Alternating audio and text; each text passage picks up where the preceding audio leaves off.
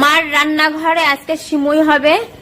আমি কড়াই নিয়ে নিয়েছি, এই যে লাচ্চা ভাজা সিমুই আমি খালি কড়াইটায় ওপরে একটু হালকা করে ভেজে নেব।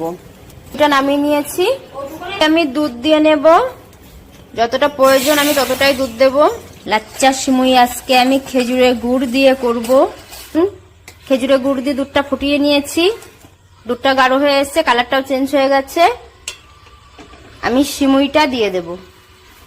লাচ্চা সিমুইটা হালকা একটু ভেজে রেখেছিলাম, সিমুইটা আমি দিয়ে দিচ্ছি। সিমুইটা প্রায় হয়ে এসছে, কাজুগুলো দিয়ে দেব। কালারটা দেখুন কত সুন্দর হয়েছে। খেজুরের গুড়ের লাচ্চা সিমুই দেখতেও খুব সুন্দর হয়েছে, খেতেও খুব সুন্দর হবে। আপনারা এইভাবে করে খেয়ে দেখুন, খুব ভালো লাগবে।